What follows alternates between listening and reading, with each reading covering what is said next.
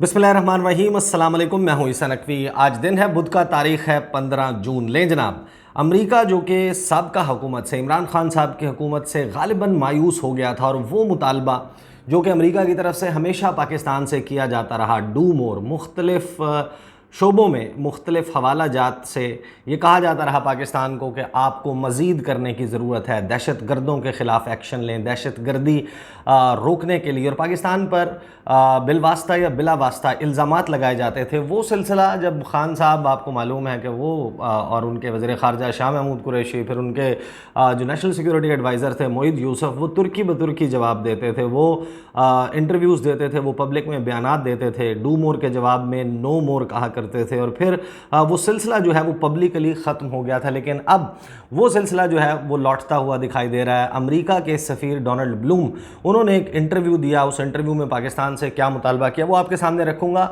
और एक चीज़ मैं आपको आगाज़ में बता दूँ कि मामलात कभी भी परफेक्ट नहीं होते। शाह महमूद कुरैशी साहब जब वज़ीर ख़ारजा थे उस वक्त भी ऊँच नीच होती रहती थी, लेकिन जो कॉमेडी ऑफ एरर्स इस वक्त देखने को मिल रही है दफ्तर ख़ारजा के मामलात के हवाले से, बिलावल भुट्टो ज़रदारी, आपको मालूम है कि वो उनके बारे में ये कहते हैं कि वो ना तजुर्बाकार हैं, तजुर्बा हासिल कर रहे हैं, एक्सपीरियंस गेन कर रहे हैं पाकिस्तान के फ़ॉरेन मिनिस्टर बनकर, कि उन्होंने आगे चलकर इस मुल्क के मामलात कैसे चलाने हैं। वो जो कॉमेडी ऑफ एरर्स दिखा रहे हैं, जिस तरीके से अमरीकियों के साथ उन्होंने डायरेक्ट डीलिंग शुरू की है, उसके हवाले से मैं आपके सामने तफसील रखूँगा। फिर कुछ मामला जो है वो जो ये यस बॉस से जुड़ा हुआ, फिर रूसी सफ़ीर के हवाले से हल्का सा तज़किरा करूँगा, और फिर दफ्तर ख़ारजा क्यों इस सारे मामले पर ख़ामोश है, जो गुफ्तगू की भी वो किस ज़मीन में की गई, और ऐवान सदर में क्या तैयारियां चल रही हैं। वन बाय वन आपको मैं बता देता हूँ।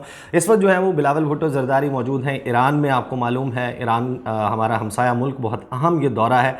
और इस दौरे से पहले, एक रोज़ पहले 13 जून को दफ्तर ख़ारजा में एक मुलाकात होती है, और मुलाकात के लिए आते हैं अमेरिका के नामज़द सफ़ीर, एम्बेसडर डेजिग्नेट। बहुत सारे लोगों को इस बात का इल्म है, मैं अपनी मुतादिद वीडियोज़ में एक्सप्लेन कर चुका हूँ कि सफ़ीर जो है वो तैनात कर दिया जाता है, नामज़द कर दिया जाता है किसी भी मुल्क की तरफ से, लेकिन वो नामज़द सफ़ीर का दर्जा रखता है, उसको एम्बेसडर डेजिग्नेट कहा जाता है। और वो ऑफिशियल पोजीशन उसकी तब बनती है जिस वक्त वो अपने क्रेडेंशियल्स यानी कि सफारती असनाद उस मुल्क में हेड ऑफ़ स्टेट या फिर जो भी रियासत की जानिब से मुख्तस किया गया हो, उसको उसके सामने पेश होकर अपनी सफारती असनाद उसके हवाले करता है। फिर वो बन जाता है मुकम्मल तौर पर सफ़ीर, और फिर वो सफ़ीर के तौर पर अपने फ़राइज़, अपनी ज़िम्मेदारियाँ सर अंजाम देता है। गुज़श्ता माह पहुँच चुके थे, और अप्रैल के महीने में उनकी अपॉइंटमेंट कन्फर्म कर दी गई थी डोनाल्ड ब्लूम की कि वो पाकिस्तान में सफ़ीर होंगे। और 4 साल के बाद अमेरिका ने पाकिस्तान में कोई सफ़ीर लगाया। 4 साल से कोई सफ़ीर ही नहीं था, और डिप्टी एम्बेसडर या डीएचएम के लेवल के ऊपर पाकिस्तान के साथ डीलिंग की जा रही थी। बहरहाल डोनाल्ड ब्लूम आ गए, उनकी सफारती असनाद पेश नहीं हुई। अब सफारती असनाद जो है वो आपको मालूम है कि मैं अपनी वीडियोज़ में पहले भी तस्करा कर चुका हूँ कि मामला रुका हुआ था, क्योंकि पाकिस्तान के सफ़ीर 25 मार्च को पहुँचे थे, मसूद खान साहब, जिनको इमरान खान ने लगाया था सफ़ीर अमेरिका में, और उनकी सफारती असनाद के लिए टाइम नहीं दिया जा रहा था। जब पहले हमारी जो वाशिंगटन की एम्बेसी है, और मसूद खान साहब जो हैं वो ख़ुद भी इस हवाले से ट्वीट करते रहे, और अनऑफिशियली भी कुछ लोगों से ट्वीट करवाए जाते रहे कि अमेरिका में तो पाबंदी है जनाब, अमेरिका के सदर जो बाइडन किसी भी सफ़ीर से सफारती असनाद वसूल नहीं कर रहे, क्योंकि कोविड-19 की वजह से रिस्ट्रिक्शंस हैं। अच्छा, अमेरिकी सदर हर एक से मुलाकात करें, लेकिन सिर्फ पाकिस्तानी सफ़ीर के लिए टाइम नहीं है। जब वो पहुँचे उसके बाद उनकी सफारती असनाद वहाँ जो चीफ़ ऑफ प्रोटोकॉल है उन्होंने लेके कहा कि आप एम्बेसडर डेजिग्नेट नहीं है, अब आप अपना काम जो है वो करें बतौर सफ़ीर। अच्छा, ये बड़ा अनप्रेसिडेंटेड था, पहले नहीं हुआ पाकिस्तान के किसी सफ़ीर के साथ। ऐसा नहीं हुआ कि वो गया हो, तैनात हुआ हो, और उसकी सफारती असनाद जो है वो लेने से, सदर के साथ मुलाकात करवाने से माजूरी जाहिर कर दी गई हो। अच्छा, फिर जब ये यहाँ पर मुलाकात नहीं हुई, डोनाल्ड ब्लूम आ गए और मुलाकात नहीं हुई, ऐवान सदर में ऐसी कोई तकरीब मुनक्किद नहीं हुई कि जिसमें डोनाल्ड ब्लूम को बुलाया जाता कि वो सदर आरिफ अलवी के सामने पेश हों और उनको अपनी सफारती असनाद दें, और फिर बाकायदा सफ़ीर का दर्जा पा लें। ये मामला नहीं हुआ। तो फिर शायद गालिबन, और फिर क्योंकि इसके ऊपर बहुत सारे लोगों ने, मैंने इसके हवाले से गुफ्तगू करना शुरू कर दी, बहुत सारे मज़ीद लोग जो हैं वो इसके ऊपर बात करने लग गए कि जनाब पाकिस्तान के सफ़ीर को टाइम नहीं मिल रहा, तो फिर हुआ ये कि मंडे की रात को जो है शाम को ऐवान सदर में वाइट हाउस में बुलाया गया पाकिस्तान के सफ़ीर मसूद ख़ान साहब को। उनकी मुलाकात हुई, उनकी तस्वीर भी उतरी जो बाइडन के साथ, और वो बाकायदा ऑफिशियली एम्बेसडर बन गए पाकिस्तान के। अब यहाँ पर भी ऐवान सदर में तैयारियाँ चल रही हैं, लेकिन जिस वक्त तक वो अपनी सफारती असनाद पेश नहीं कर देते आरिफ अलवी को, वो एम्बेसडर डेजिग्नेट हैं।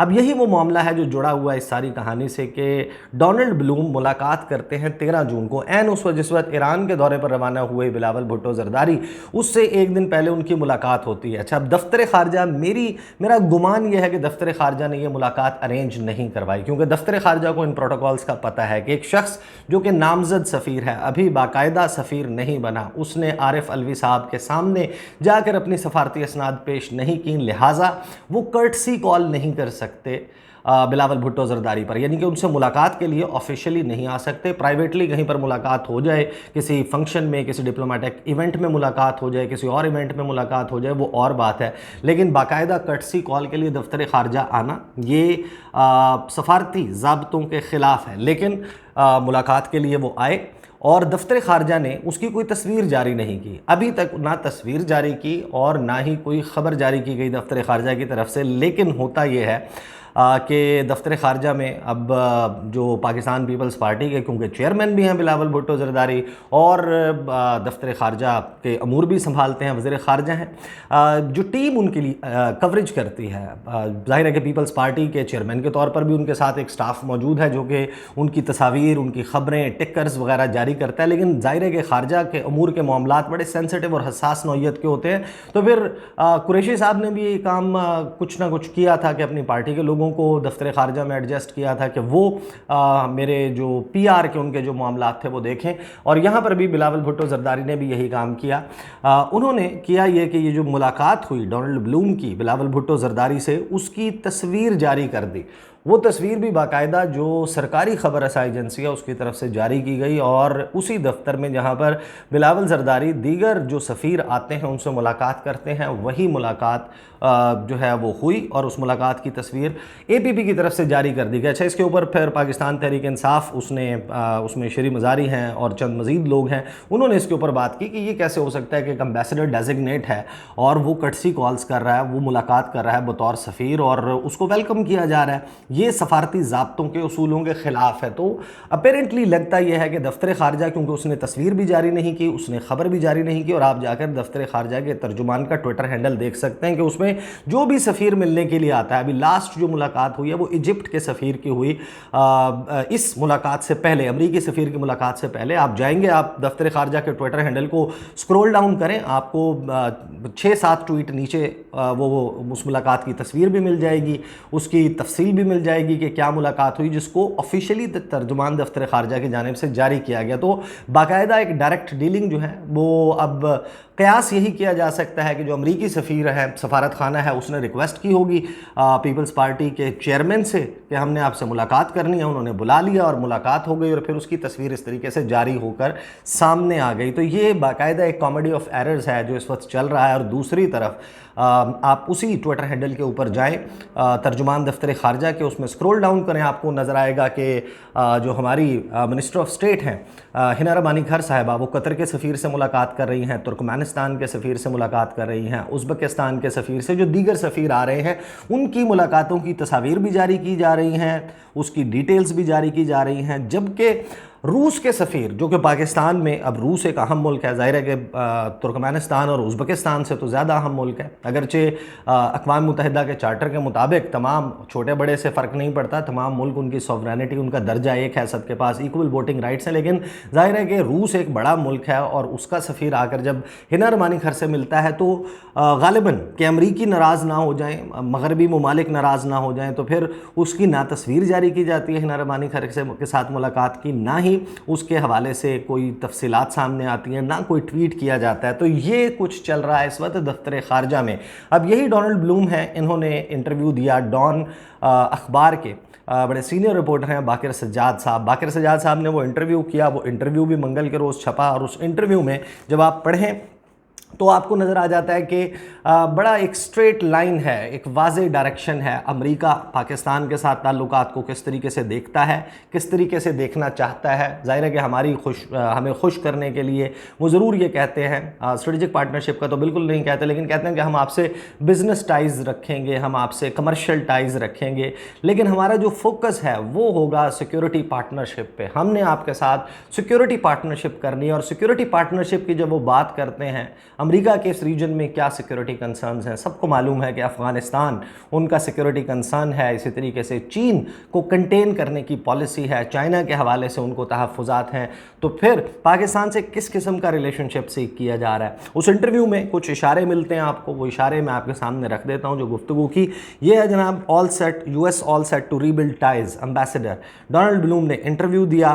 बाकिर सजाद इसके हवाले से लिखते हैं कि जो यूनाइटेड स्टेट्स के एम्बेसडर हैं पाकिस्तान में, डोनाल्ड ब्लूम, उन्होंने मंडे के रोज़ यानी कि सोमवार को ये इंटेंशन ज़ाहिर की वाशिंगटन की जानिब से, अमेरिका की जानिब से, ये इंटेंशन का इस राय का इजहार किया कि बावजूद इसके कि एक कंट्रोवर्सी मौजूद है, एक तनाज़ा मौजूद है कि रजीम चेंज कंट्रोवर्सी में इमरान खान साहब को हटाने में अमेरिका इन्वॉल्व था, इस कंट्रोवर्सी को हटाकर एक साइड पे रखकर अमेरिका जो है वो अब मौजूदा हुकूमत के साथ आगे बढ़ना चाहता है, पाकिस्तान और अमेरिका के ताल्लुकात को बेहतर करना चाहता है। तमाम पॉलिटिकल पार्टीज़, करंट गवर्नमेंट और सिविल सोसाइटी के साथ मुलाकातों का सिलसिला शुरू हो जाएगा, बातचीत होगी।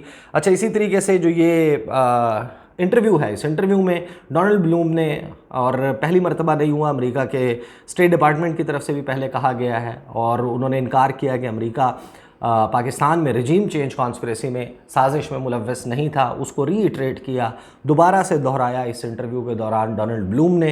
इसी तरीके से उन्होंने कहा कि अब कुछ फॉलो अप मीटिंग्स होने जा रही हैं अमेरिका और पाकिस्तान के दरमियान। बिलावल भुट्टो जरदारी जब न्यूयॉर्क गए, जो फूड सिक्योरिटी समिट थी, उस मुलाकात के साइड लाइन्स के ऊपर, उस इजलास के साइड लाइन्स पर अमेरिका के वज़ीर ख़ारजा एंटनी ब्लिंकन के साथ उनकी मुलाकात हुई थी। तो अब उसके फॉलो अप के तौर पर जो उसमें चीज़ें तय पाई थी, उसके हवाले से मुलाकातें होने जा रही हैं। अमरीकी हुक्काम बड़ी जल्दी बहुत सारे शोबों में ताउन के हवाले से पाकिस्तान का दौरा करने वाले हैं। यहाँ पर मुलाकातों का सिलसिला शुरू हो जाएगा। डोनाल्ड ब्लूम खुद फॉलो अप मीटिंग्स करेंगे उस मीटिंग के बाद जो कि पाकिस्तान और अमेरिका के वज़ीर ख़ारजा के दरमियान हुई। उसके बाद जो बाकिर सजाद साहब हैं, उन्होंने सबसे अहम सवाल किया इस इंटरव्यू का। उन्होंने सवाल किया कि जो पाकिस्तान के साथ और अफ़गानिस्तान के मामलात हैं उसके हवाले से, ताउन के हवाले से, डोनाल्ड ब्लूम ने इसके जवाब में उन्होंने कहा कि US was seeking a strong partnership with Pakistan on counter terrorism, कि इंसदाद दहशत गर्दी के हवाले से अमेरिका पाकिस्तान के साथ बड़े मजबूत ताल्लुकात चाहता है और एक्सपर्ट्स और ये एक्सपेक्ट करता है पाकिस्तान से, इस्लामाबाद से, कि एक सस्टेन्ड और indiscriminate action against all militant and terrorist groups, के तमाम शिद्दत पसंद, अस्करियत पसंद ग्रोहों के ख़िलाफ़ बिला इम्तियाज़ कार्रवाई करेगा पाकिस्तान। ये है वो डू मोर का मंत्रा जो कि हमेशा अमेरिका की तरफ से पाकिस्तान के हवाले से दोहराया जाता है। और इस सारे मामले में आपको मालूम है कि इस के लिए भारतीय लॉबी ने कितना एफ़र्ट किया कि पाकिस्तान को AP centre of terrorism declare करवाया जाए। और पाकिस्तान हमेशा से अमेरिकन लीडरशिप को इस मामले में डिस्करेज करता आया है कि आप भारतीय जो इंडियन प्रोपेगेंडा है उससे इन्फ्लुएंस होकर मुसलसल पाकिस्तान के हवाले से पब्लिकली इस किस्म की गुफ्तगू ना करें। अलबत्ता डोनाल्ड ब्लूम हैं, उन्होंने बड़े दो टोक अंदाज में कहा कि हम काउंटर टेररिज्म एफर्ट्स चाहते हैं और एक्सपेक्ट करते हैं, तवक्को करते हैं कि इस्लामाबाद एक्शन लेगा इन तमाम के ख़िलाफ़। अब इस हवाले से बड़ा स्पेसिफ़िकली बाकिर सजाद ने लिखा कि मैंने सवाल किया कि क्लैरिफाई करें, वजाहत करें इस बात की कि क्या अमेरिका पाकिस्तान में काउंटर टेररिज्म ऑपरेशंस की जब बात करता है तो क्या ड्रोन हमलों के लिए पाकिस्तान और अफ़गानिस्तान की सरहद के करीब किसी बेस के हवाले से बातचीत चल रही है। उस पर उन्होंने डिनाई नहीं किया। Now this is very important, उन्होंने इसके हवाले से तरदीद नहीं की और कोई बराह रास्त वाज़ेह जवाब नहीं दिया। कहा क्या, उनके अल्फाज में सुन लें क्योंकि ये कोट है, the United States is committed to preventing the re emergence of terrorist threats, कि अमेरिका पुरअज़्म है कि अफ़गानिस्तान से दहशतगर्दी का ख़तरा दोबारा उभरने ना दिया जाए। इन अफ़गानिस्तान और एनीवेयर एल्स, ना सिर्फ अफ़गानिस्तान बल्कि किसी भी और जगह से, fighting terrorism is a global effort, कि ये हमारा एक आलमी अज़्म है कि हमने दहशतगर्दी के ख़िलाफ़ लड़ाई लड़नी है। We will continue to engage partners, कि हम अपने पार्टनर्स के साथ, दोस्तों के साथ, एलाइज़ के साथ और की स्टेट्स अराउंड द वर्ल्ड, जो कि अहम रियासतें हैं, ममालिक हैं पूरी दुनिया में, उनके साथ हम इंगेज करते रहेंगे on how best to address terrorism, कि किस तरह सबसे बेहतर तरीके से दहशतगर्दी का सद्देबाब किया जा सकता है। तो यहाँ पर वाज़े उन्होंने नहीं किया कि क्या अमेरिका जो है वो पाकिस्तान के साथ इस वक्त बात कर रहा है, ड्रोन हमलों के लिए कोई बेस मांग रहा है, फौजी अड्डे मांग रहा है पाकिस्तान से, तो उन्होंने इसके हवाले से कोई क्लियर जवाब नहीं दिया। फिर आगे वो कहते हैं कि प्रेसिडेंट जो Biden statement in which he had talked about developing capabilities and deploying assets in the region to prevent the re-emergence of terrorism from over the horizon, कि ये उन्होंने रेफरेंस दिया ये सारी गुफ्तगू की, कि क्योंकि बाइडन जो है वो कह चुके हैं कि हम इस किस्म की कैपेबिलिटीज़ हासिल करने की कोशिश कर रहे हैं कि ओवर द हॉराइजन्स ऑपरेशन किए जा सकें, अफ़गानिस्तान से दहशतगर्दी को दोबारा उभरने से रोका जा सके। तो ये जनाब तफसीलात हैं अमेरिका के सफ़ीर, जो कि अभी नामज़द सफ़ीर हैं, तैयारी चल रही है। जब पाकिस्तान के सफ़ीर का वहाँ पर मामला हो गया, मसूद ख़ान साहब के सफ़ारती असनाद कबूल कर ली गई, फ़ोटो ऑप भी हो गया, वो बाकायदा सफ़ीर हो गए हैं। तो अब यहाँ पर भी दफ्तर ख़ारजा का प्रोटोकॉल का डिपार्टमेंट है, उसके ज़रिए ऐवान सदर में एक तकरीब का अहतमाम किया जा रहा है, तैयारियाँ की जा रही हैं। अगले चंद रोज़ में आप देखेंगे कि अमरीकी सफ़ीर जो हैं वो आएंगे, ऐवान सदर आरिफ अलवी से मुलाकात करेंगे और उनको अपनी सफ़ारती असनाद पेश करेंगे। अलबत्ता उससे पहले ही वो एक्टिव हो चुके हैं, वो कराची भी गए, पाकिस्तान स्टॉक एक्सचेंज भी गए, वो मुख्तलिफ़ इवेंट्स जो हैं वो कर रहे हैं और बिल्कुल इस तरीके से एक्ट कर रहे हैं as if he is ambassador, not ambassador designate. और बिलावल जरदारी साहब जो हैं वो उनके साथ कर्टसी कॉल के मौके देते हुए नज़र आ रहे हैं। These are the details. इंशाल्लाह अगली वीडियो में आपके साथ मुलाकात होगी। मुझे इजाज़त दीजिए। अल्लाह हाफ़िज़।